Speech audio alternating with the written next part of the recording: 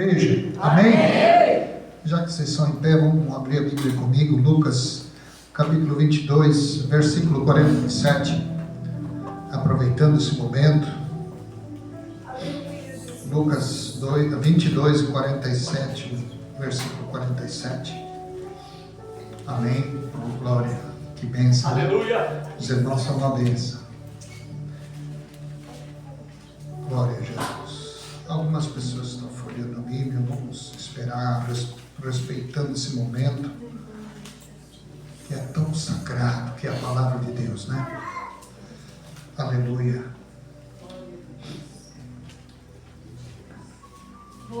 Amém, Jesus. E estando ele ainda a falar,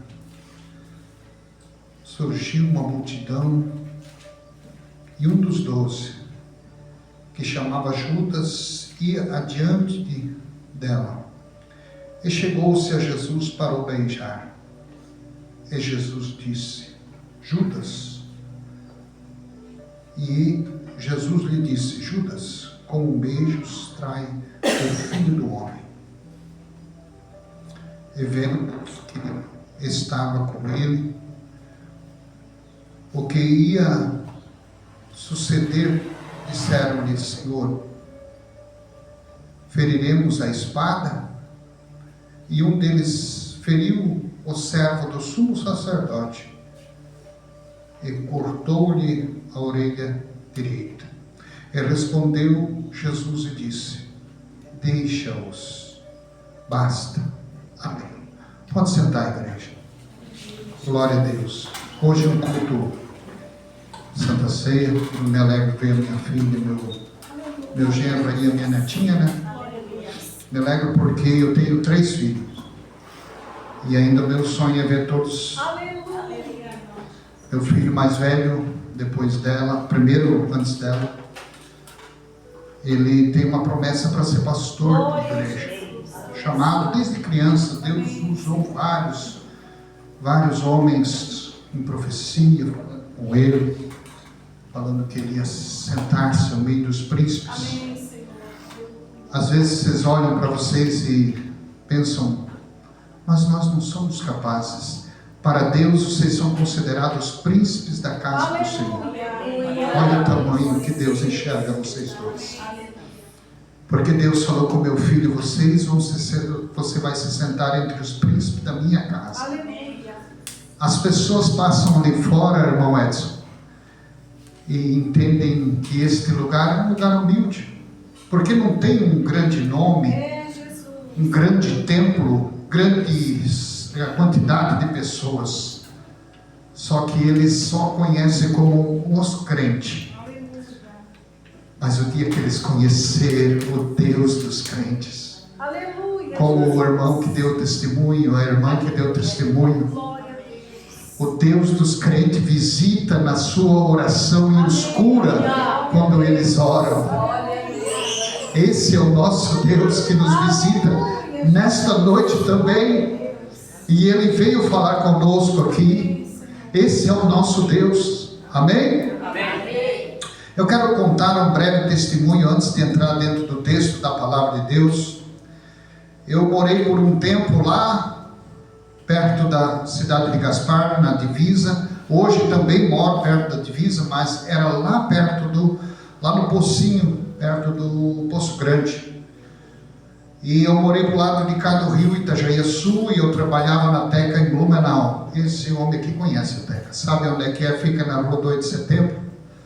E eu morando lá, eu precisava atravessar o rio para pegar o ônibus da Catarinense. Um ônibus bom, porém eu tinha o rio Itajaí-Sul para atravessar. Todos os dias de bateira, eu ia às 11h30 da manhã e voltava meia-noite, 1h da manhã, depende de como o ônibus voltava, né? Isso porque ele vinha de Lages e eu pegava ele na rodoviária em Blumenau. Todos os dias a empresa me fornecia o passe e eu vinha, trabalhava.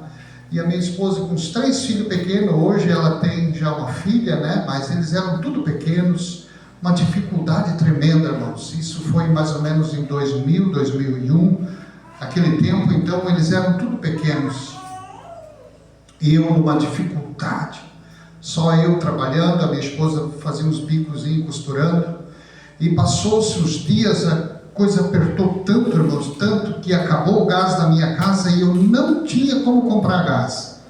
E eu morava num lugar onde que não tinha fogão de lenha, não tinha nem lenha, mas então tinha alguns galhos, algumas madeiras, eu conseguia ali juntar, e ela colocou 2 pedras e cozinhava, fazia o alimento ali em cima, e nós não faltávamos no culto, nem um momento. Mas chegou um dia que nem tinha comida para botar dentro da panela, e uma certa noite eu cheguei mais ou menos 6h da manhã, e a minha mulher disse assim para mim, ela me chama de pai e eu chamo ela de mãe, e ela disse assim: pai, não tem mais carne e a comida, o alimento está bem no fim, está praticamente terminado.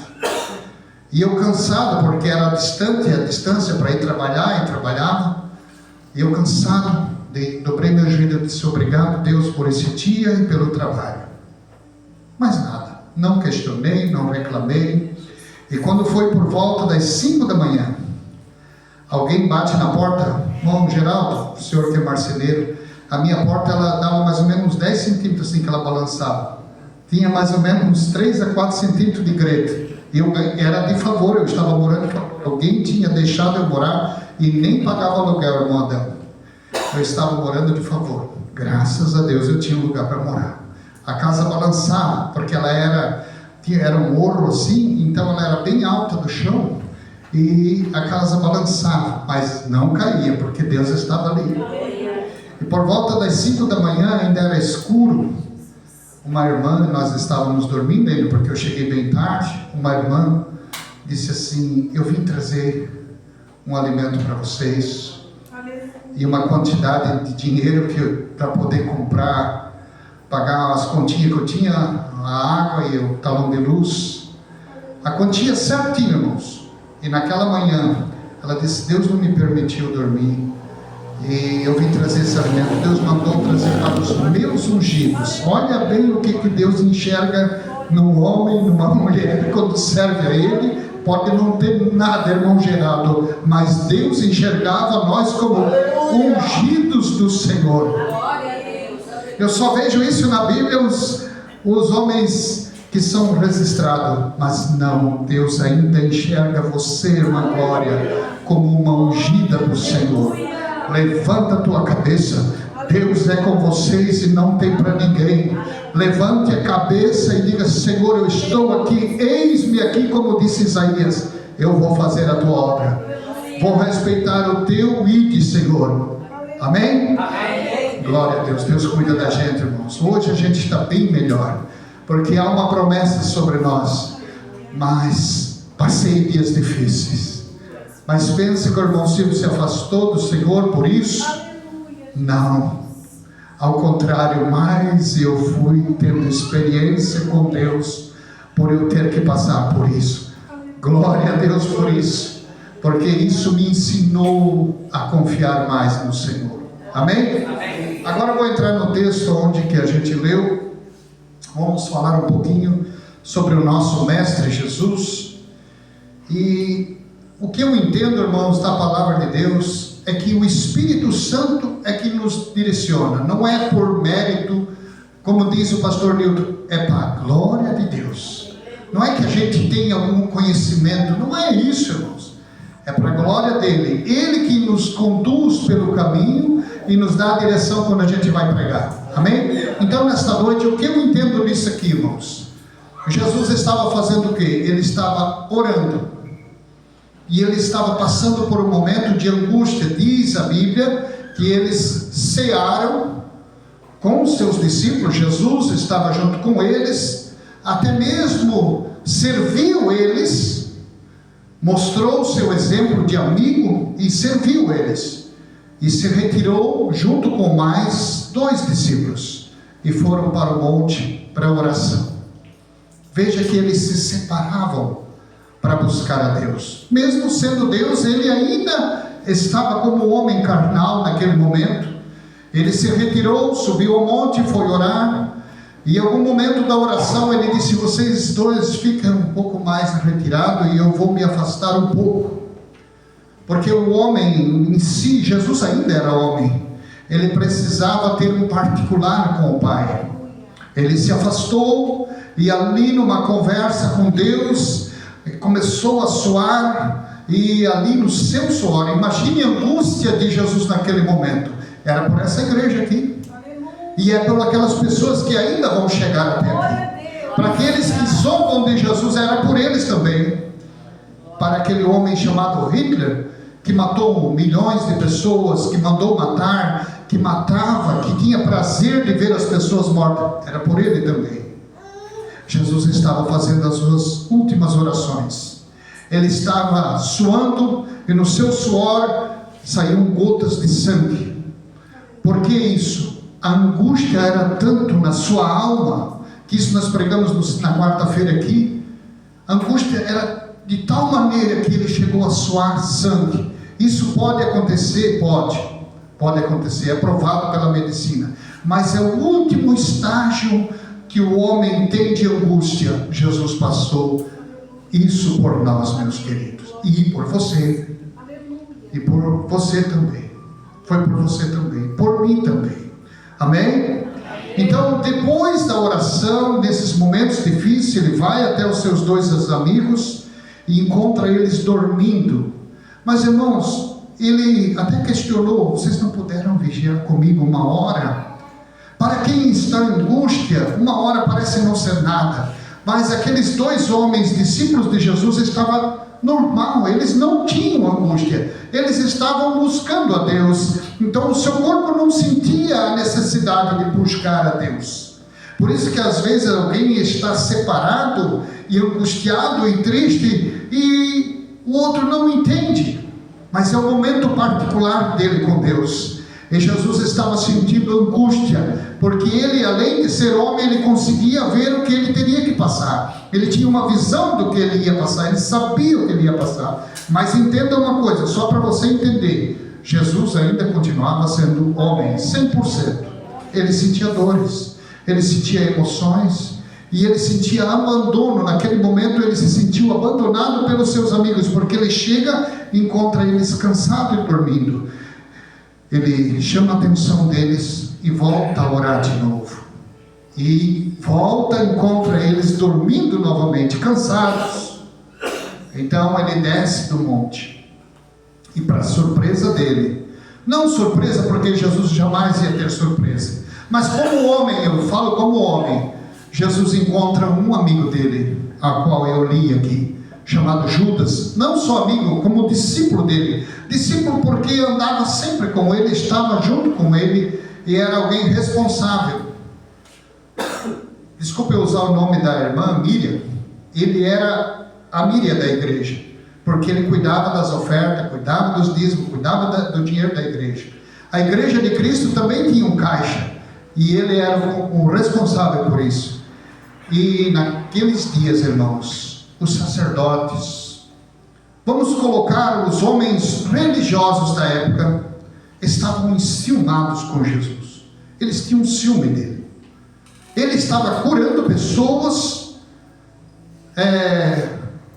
falando com prostituta, não acusou aquela mulher que foi pega em adultério, e aquilo causou um ciúme deles. Falou com a mulher do poço, onde eu já preguei, já falei sobre ela aqui. Isso começou a causar um ciúme, porque isso jamais os judeus eram pessoas separadas. Para Deus, sim, para Deus, mas se tornou uma religião tão forte neles, que eles não conversavam com as pessoas consideradas impuras, ou que não professavam a sua religião. Havia uma separação grande, e Jesus queria quebrar isso ali. Tanto é que Jesus foi morto exatamente por quebrar este tabu que existia.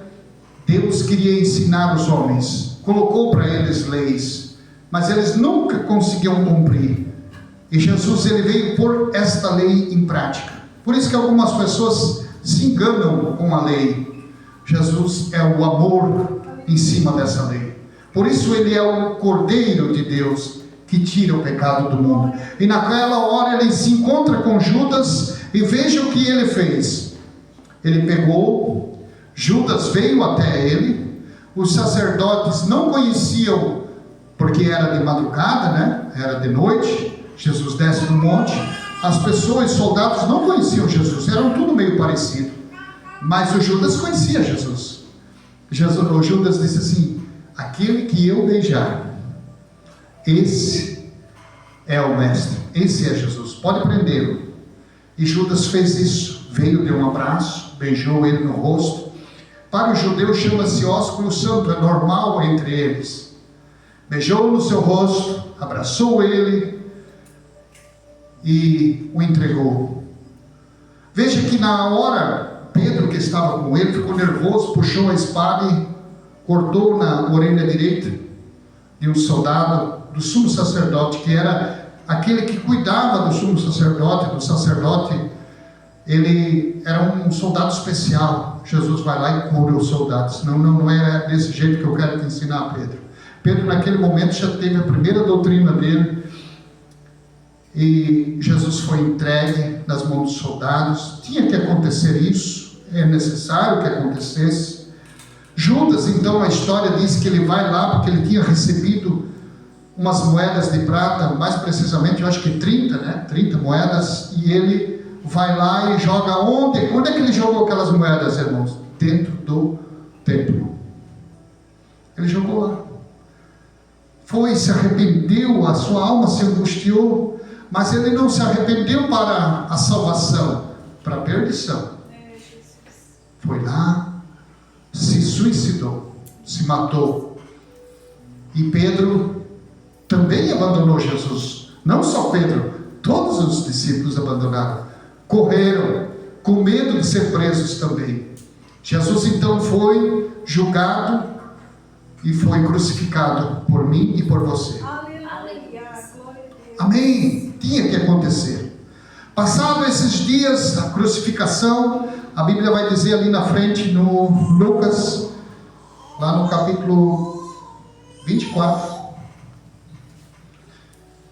e no versículo 36 para frente vai falar, eu não vou ler, mas aqui vai dizer que ele se preocupou mesmo depois da sua morte.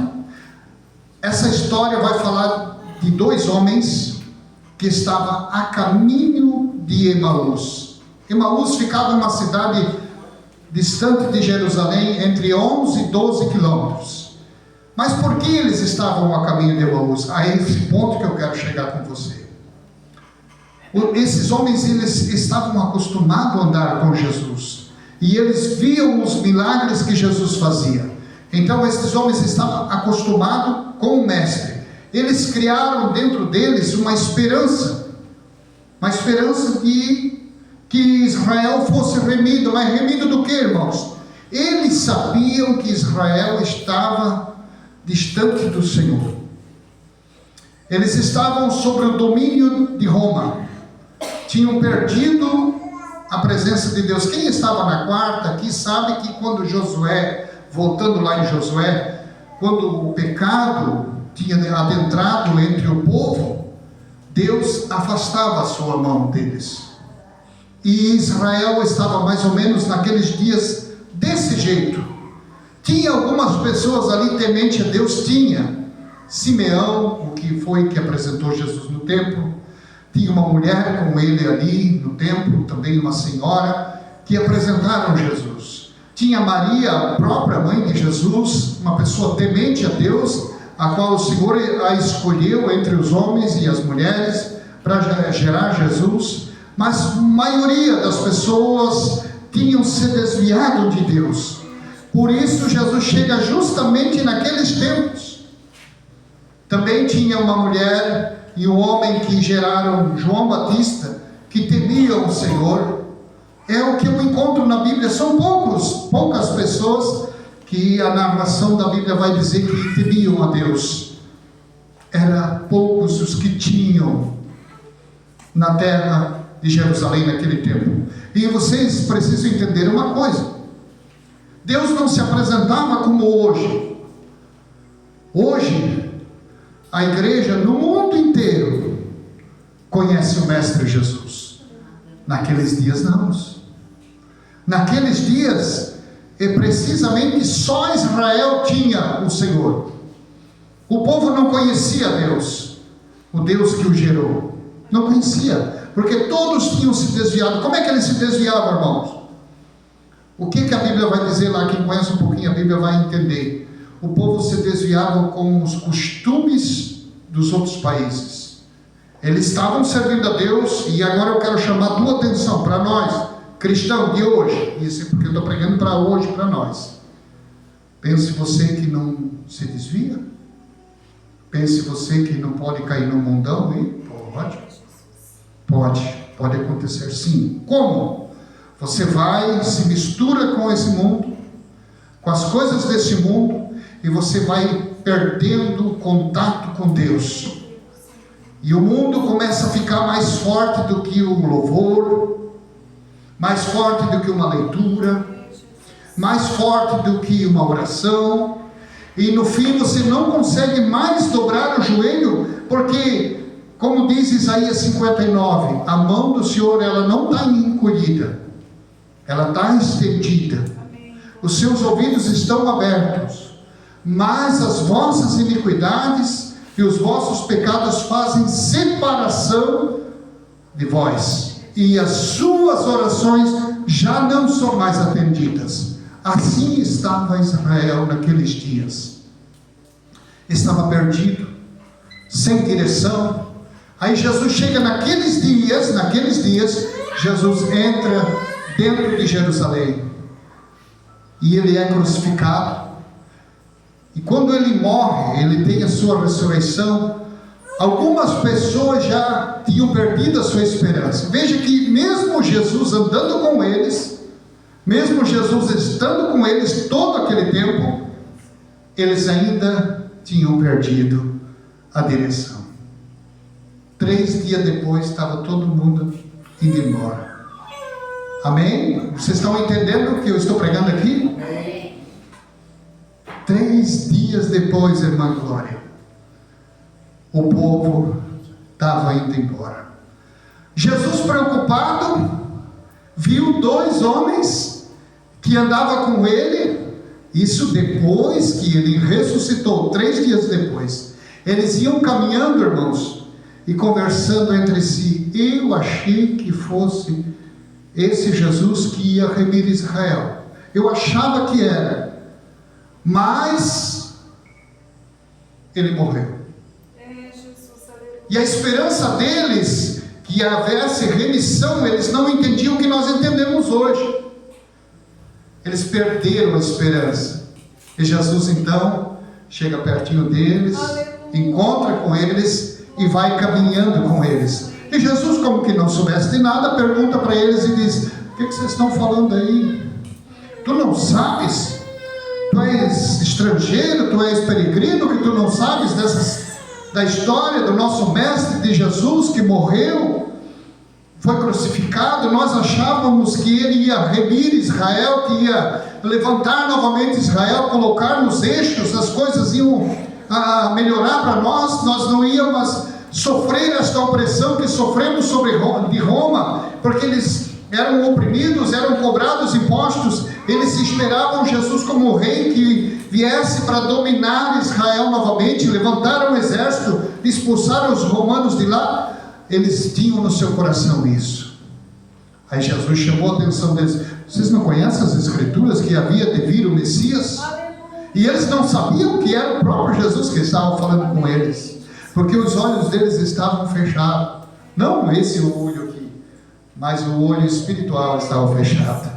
A esperança deles tinha perdido, fez com que a confiança em Cristo se perdesse.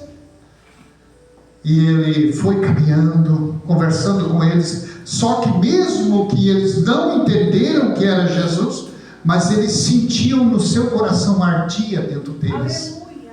A palavra de Jesus começou a mexer lá dentro deles, mexer lá onde que eles mais estavam preocupados. E chegou a tardezinha, Jesus caminhando do seu lado. Veja a preocupação de Jesus. Eles tinham abandonado Jesus antes de ser crucificado. Quando ele foi preso, eles ficaram com medo, sim ou não? Agora Jesus, depois de ressuscitar, foi crucificado, passou tudo que vocês já sabem. Jesus se preocupou com aqueles homens. Foi lá no caminho, agora encontra com eles, chega pertinho deles e se preocupa com eles. E quando chegou no final do dia, então Jesus fez que ia passando. Eles disseram: entra, já é tarde. Vem comer conosco, entra para casa. Jesus entra, como de costume. Sentaram na mesa para fazer a santa ceia, ou a ceia deles, né? Cear ou jantar. Como de costume, Jesus pega, partiu o pão, deu graças a Deus, e eles, naquela hora, os seus olhos abriram. Quando eles olharam para o lado, porque nós fechamos o olho para falar com Deus em respeito ao Senhor, né? Quando eles abriram os olhos, aquele mestre, aquele homem que conversava com eles, desapareceu do nada, como um fantasma. Aí eles entenderam que era Jesus que estava com eles. Sabe o que eles fizeram naquela hora, irmãos? Eles estavam a caminho de Emaús, que estava 11 a 12 quilômetros de Jerusalém. Estava indo embora. Naquele momento que eles entenderam que era Jesus, irmãos, sabe o que eles fizeram? Retornaram. Voltaram e foram se encontrar com os seus discípulos. Porque houve novamente, nasceu dentro daqueles homens uma esperança de novo. Porque eles entenderam que o Mestre não os abandonou. Porque os seus olhos foram abertos e eles conheceram novamente Jesus, mesmo que por um instante. Mas a palavra dele penetrou no seu coração e eles voltaram com alegria e falaram para os discípulos: não é verdade? Conversaram com os discípulos, se encontraram: é verdade, o Mestre está vivo, o Mestre voltou. Depois Jesus apareceu a eles de novo, os ensinou, deu a ordem a Pedro e disse: Pedro, tu me amas? Lembra do Pedro que abandonou Jesus? Tu me amas, Pedro? Sim, tu sabes. Pedro, tu me amas? Tu sabes, Senhor. Pedro, tu me amas? 3 vezes Jesus perguntou. Sim, tu sabes, porque o coração de Pedro se entristeceu, porque Pedro amava Jesus. Aí Jesus só provou ele e disse: então, Pedro, tu és Pedro, e sobre ti eu construirei a minha igreja. E a porta do inferno não vai prevalecer sobre esta igreja. Olha, só uma palavra de Jesus. Passou-se todos esses anos, irmão Adão, e chegou até aqui. Até hoje a igreja continua de pé. Amém? Glória a Deus. Eu vou parar aqui porque nós temos a Santa Ceia, irmãos. Mas antes, eu queria fazer uma pergunta aqui. Em que estágio você está? Naquele que você está caminhando com Jesus, com os olhos fechados e não conhece Ele? Ou você está sentado na mesa e vai participar da ceia com Ele? Ou você já abandonou o barco, mas hoje Ele está aqui, como naqueles dias, Ele voltou a falar contigo de novo. Jesus está aqui nessa noite, te chama. Jesus está aqui de novo, fala contigo e te chama para perto dele. Amém? Pastor, eu posso convidar para a oração? Posso fazer uma oração? Amém?